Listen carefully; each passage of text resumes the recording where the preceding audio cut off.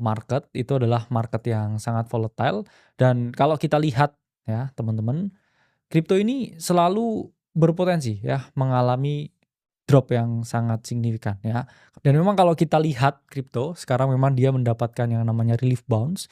Tapi kalau teman-teman lihat memang Bitcoin yang mana itu adalah aset utama di setiap koreksi ya, itu bisa teman-teman lihat ya drop itu sampai 33%, 32% dan yang baru-baru ini ya, dia bahkan drop sampai hampir 36%. Ini memang sangat brutal ya, bayangkan ketika teman-teman ini investasi 100 juta, tiba-tiba nilainya jadi 70 juta, oke. Dan ini nggak kalah brutal teman-teman kalau teman-teman bandingkan dengan siklus bull market dan juga bear market. Last cycle atau siklus sebelumnya, Bitcoin itu drop sampai 77%. Jadi kalau kita melihat memang dropnya sangat signifikan ya. Jadi saya selalu berpaku pada satu vertical line ya. Kalau ini kita tarik, ini adalah indikator ya, 500-an hari setelah halving ya, warna kuning.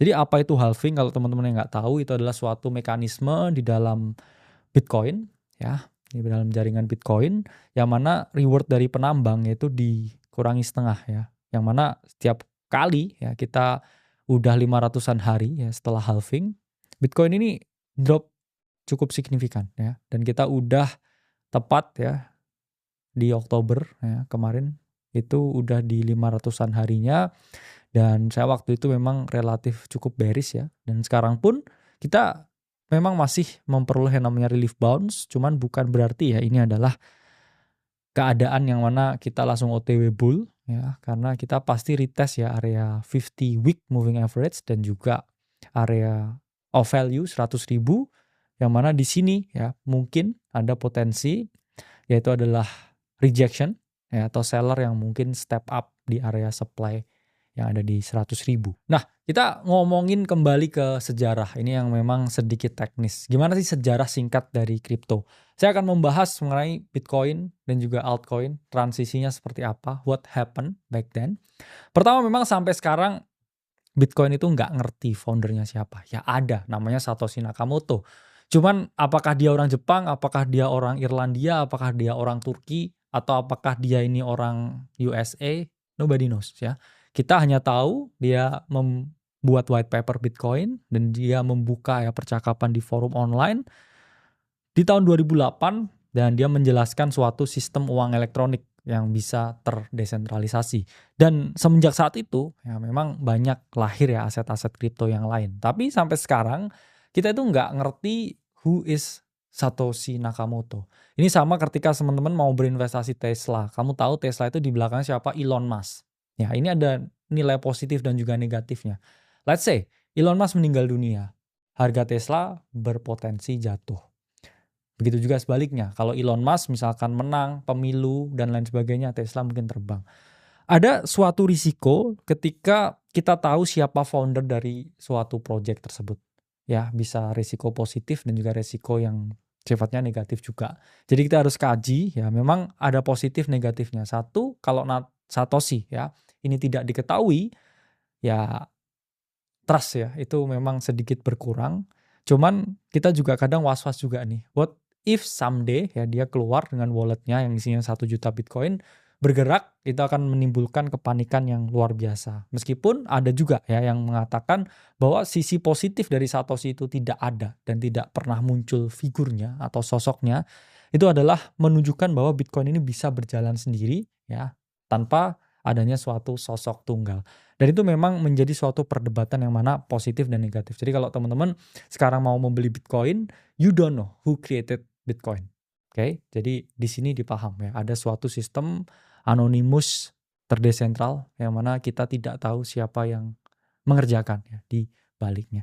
Nah, pertama kali memang Bitcoin ini beroperasi pada 3 Januari 2009 ya. Waktu itu Satoshi ya di sini dia menambang yang namanya adalah blok pertama di Bitcoin, yaitu adalah Genesis block. And the rest is history. Kenapa? Karena setelah itu banyak penambang lain ya, banyak pemrogram lain yang mana kemudian ya running Bitcoin dan itu menjadi suatu momen yang sangat bersejarah. Jadi Satoshi memang memulai ini semua. Nah, Ada banyak orang yang ngomong apakah Bitcoin ini bisa jadi gold 2.0 atau ini bisa nggak sih jadi emas yang kedua? Karena memang emas ini ya kan langka ya, orang akan memiliki argumen seperti itu. Meskipun saya sedikit counter argumen ya. Kalau orang ngomong emas itu langka, sebenarnya nggak juga ya, langka di bumi. What if someday ada asteroid yang mana itu berisi full emas ya, supply emas itu juga bisa membludak. Tapi kalau Bitcoin itu supply-nya memang 21 juta fix. Meskipun ya teman-teman jangan salah, Bitcoin ini memang masih belum dianggap emas digital. Saya setuju itu. Bitcoin itu lebih mirip ke saham teknologi, indeks saham teknologi. Kenapa? Ya kita lihat price action-nya. Ketika tahun ini gold naik, Bitcoin itu tidak naik. Ya, ini kalau kita lihat Bitcoin melawan aset lain di tahun 2025. Kita bisa melihat bahwa Bitcoin ini underperform. Ya. Gold naik 60%, Bitcoin turun, Nasdaq naik 21%, S&P 500 naik 17,6%. Bahkan ini adalah tahun yang sedikit menyedihkan bagi kita ya, para crypto bros. Kenapa? Karena Bitcoin ini nggak perform loh dibandingkan aset kelas yang lain. Aset kelas yang lain ini cenderung perform dan Bitcoin ini tidak kemana-mana. Ini menunjukkan bahwa memang ya ada fase, ada masa di mana market do its thing ya. Karena apa? Karena banyak sekali wallet-wallet di era Satoshi yang sekarang itu aktif. Jadi bayangkan teman-teman, institusi memang mengkoleksi Bitcoin saat ini. Saya setuju. Cuman dia itu selalu menggunakan yang namanya proses OTC ya, over the counter market. Dia belinya itu tidak dari market. Tapi orang-orang yang jualan ini di market. Sehingga teman-teman bisa melihat ya ada suatu mekanisme kenapa harga cenderung turun. Bahkan ketika Michael Saylor ini membeli Bitcoin sangat banyak. Meskipun demikian, ya kalau kita zoom out, ya performa Bitcoin dibanding gold itu sangat jauh sekali. Ya teman-teman. Jadi ini kalau kita lihat ya memang outperformance dari Bitcoin itu luar biasa ya. Kalau ini kita mungkin ya kita rubah menjadi chart yang mana sifatnya adalah garis ya. Kita matikan mungkin ya semua indikatornya. Terus di sini kita masukkan chart dari gold. Nah, apa yang terjadi ya? Ini mungkin saya rubah ya warnanya, gold kan emas. Nah, gini. Oke. Kemudian ya saya rubah ya chartnya Bitcoin ya jadi orange. Oke. Nah, ini adalah overperformance yang sangat luar biasa ya. Dari awal ya bear market bottom, misalkan di awal tahun 2023, ya di sini Bitcoin naik 459% dan gold hanya 141%. Bisa dilihat di bagian kanan sini. Jadi memang tahun ini ya bukan tahunnya Bitcoin. Tapi kalau kita tarik 5 tahun, 3 tahun terakhir ini masih tahunnya Bitcoin. Jadi ya memang saya melakukan yang namanya trade dan juga rebalancing Bitcoin di awal tahun dan juga menambah exposure ke gold, dan itu mungkin juga salah satu keputusan investasi terbaik yang saya lakukan di tahun 2025 kemarin. Nah, ada gula ada semut, orang terinspirasi dengan Bitcoin karena berpikir bahwa satu mungkin saya bisa meniru movement yang sama, atau yang kedua mereka mungkin berpikir bahwa oke, if Bitcoin continues to go up, kenapa saya nggak bikin koin lain, dan kalau koin itu naik nilainya saya juga bisa jadi kaya. Naluri alami manusia. Itulah mengapa lahir Namecoin ya, April 2011, Oktober 2011 lahir Litecoin, kemudian 2015 ya lahir Ethereum, yang mana dia adalah uang yang bisa diprogram dengan teknologi smart contract yang bisa dimiliki ya. Itu awalnya Bitcoin ini hanya seperti batu digital. Tapi Ethereum inilah suatu jaringan yang mana kita bisa membangun sesuatu di atasnya. Jadi uang yang bisa diprogram, memiliki suatu sistem monetary sendiri, ya sistem ekonomi sendiri, yang mana memang memiliki konsep yang sedikit berbeda dengan Bitcoin. Meskipun demikian, ya teman-teman, ada chart yang namanya Bitcoin Dominance, nanti akan saya tunjukkan. Artinya apa? Chart Bitcoin Dominance itu menunjukkan berapa banyak sih Bitcoin secara valuasi dibandingkan dengan altcoin yang lain. Kalau secara valuasi Bitcoin ini jauh lebih tinggi, ya altcoin nggak punya ruang bergerak. Dan kalau kita lihat dari tahun 2022, ya harga Bitcoin mengalami kenaikan, tapi Bitcoin Dominance itu juga mengalami kenaikan. Artinya apa? Ya artinya altcoin nggak punya ruang, karena cuman Bitcoin yang naik terus. Kenapa Bitcoin di siklus ini naik terus? Yaitu adalah antisipasi dari ETF.